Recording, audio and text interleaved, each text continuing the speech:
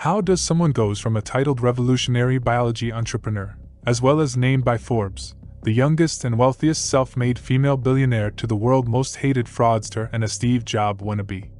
This is a deep dive into the lucrative story of Elizabeth Holmes, who was convicted of fraud in connection of a major blood testing method scam, going from her upbringings, how she almost pulled the biggest bio-marketing fraud in history, and her downfall following that. Elizabeth was born on February 3, 1984, from parent Christian Holmes, who was a vice president at Enron, an energy company that later went bankrupt, coincidentally after an accounting fraud scandal. Surprisingly, Elizabeth is also the great-grandchild of Charles Fleischmann, a Hungarian immigrant who founded the Fleischmann's Yeast Company. According to a family friend, Joseph Feucht, the parents yearned for the days of when the family was one of the richest in America.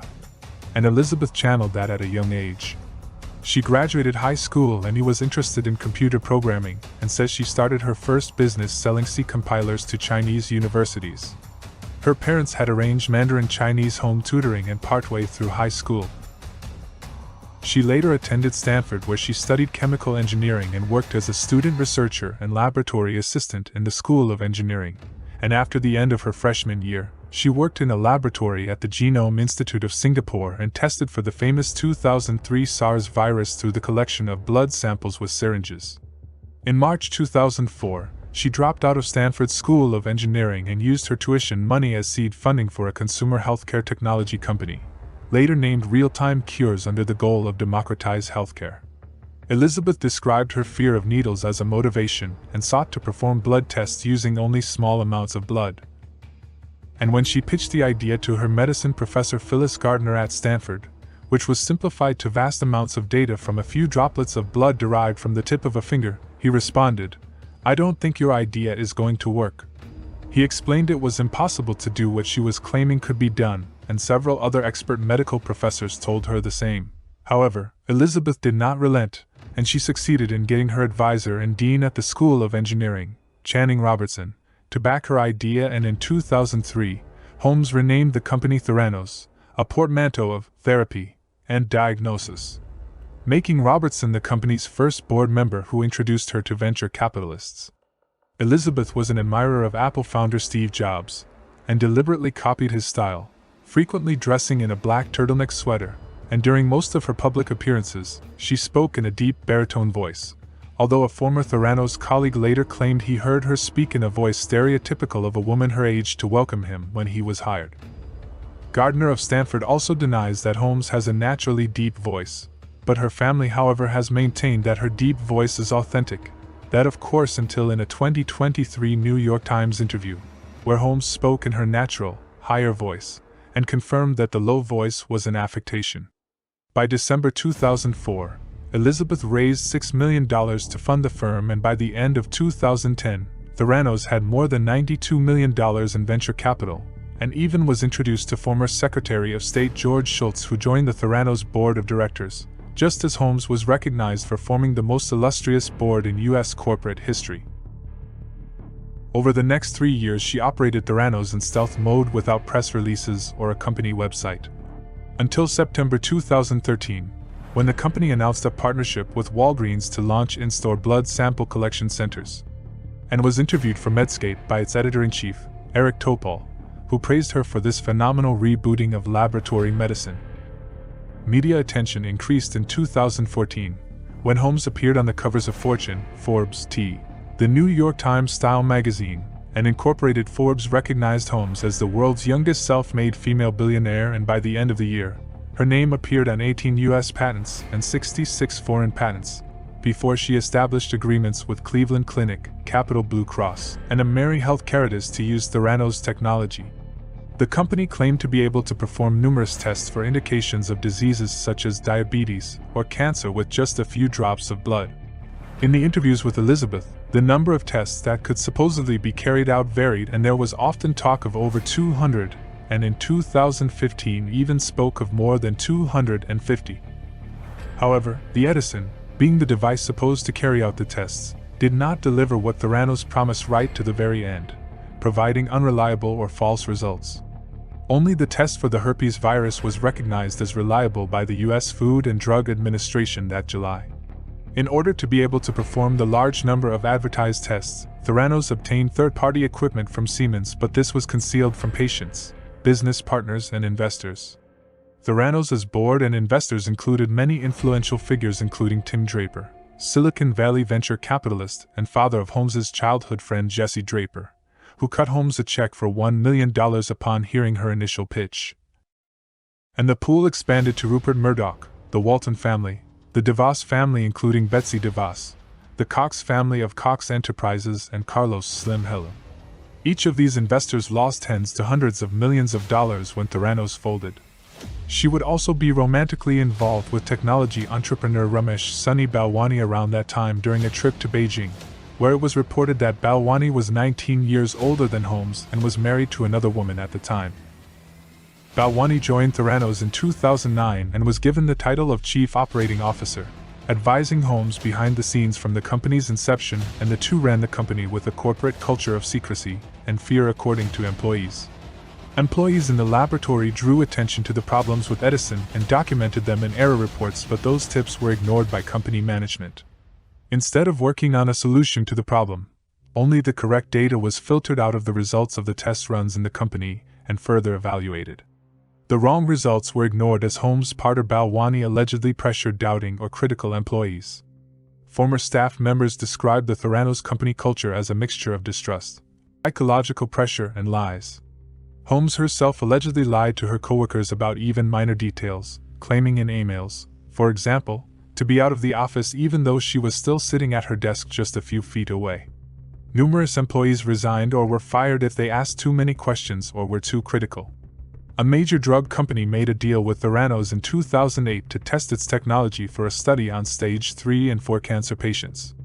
Holmes told her employees that the results wouldn't impact the patients, but there are few who knew that it was a lie. Anna Areola, a product designer from Apple who was one of Theranos' first recruits, and Adam Vollmer, a mechanical engineer, confronted Holmes about this issue. They were concerned about the false results that would be given to the oncology patients in this trial and wanted to cancel the plan. All Holmes said to them was to follow suit with the company or resign, and they both resigned in 2008. It got even worse in 2015 when the technology was estimated to have been used on over 176,000 people, and their testing would misdiagnose patients by diagnosing them with an illness they did not actually have or not actually diagnose them at all. This would prompt the patients to completely change their lifestyles or would possibly not even be aware that they needed a lifestyle change in the first place. Shane Weber, a former Pfizer scientist, revealed that while Pfizer employed him, he declined a business proposition that could have tied Pfizer and Theranos together. Weber reviewed a Theranos study, as well as the company's patent information. The Wall Street Journal reported Weber also participated in a telephone call with Holmes and issued follow-up emails. After vetting the information, Weber opted to keep Pfizer from partnering with or investing in Theranos. As he said that during the telephone call he had with Holmes, he found her to be deflective and that she provided evasive, non-informative answers to his questions, and later wrote in his report to Pfizer that Theranos does not at this time have any diagnostic or clinical interest to Pfizer. Still, 1 year later, Theranos issued a report to Walgreens that included the Pfizer company logo, providing an illusion that the pharma giant was backing the diagnostics company. The decline of Theranos began in 2015, when a series of journalistic and regulatory investigations revealed doubts about the company's claims and whether she had misled investors and the government. In 2018, the U.S. Securities and Exchange Commission charged Theranos, Holmes, and Sunny Balwani with raising $700 million from investors through a massive fraud involving false or exaggerated claims about the accuracy of the company's blood testing technology. Balwani left Theranos in 2016 in the wake of investigations. The circumstances of his departure are unclear. Holmes has stated that she fired him, but Balwani says that he left of his own accord. Holmes settled the charges by paying a $500,000 fine, returning 18.9 million shares to the company, relinquishing her voting control of Theranos, and accepting a 10-year ban from serving as an officer or director of a public company. The credibility of Theranos was attributed in part to Holmes's personal connections and ability to recruit the support of influential people, including Henry Kissinger, George Shultz, Jim Mattis, and Betsy DeVos, all of whom had served or would go on to serve as U.S. presidential cabinet officials. Holmes was in a clandestine romantic relationship with Balwani during most of Theranos' history. Following the collapse of Theranos, she started dating hotel heir Billy Evans, with whom she had a son in July 2021. John Carreiro of the Wall Street Journal initiated a secret, months-long investigation of Theranos after he received a tip from a medical expert who thought that Theranos' Edison blood testing device seemed suspicious.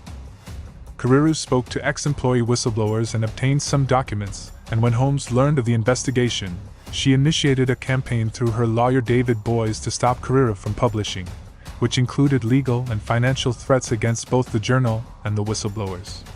In October 2015, despite Boies' legal threats and strong-arm tactics, the journal published Carreiro's bombshell article detailing how the Edison device gave inaccurate results, and revealing that the company had been using commercially available machines manufactured by other companies for most of its testing.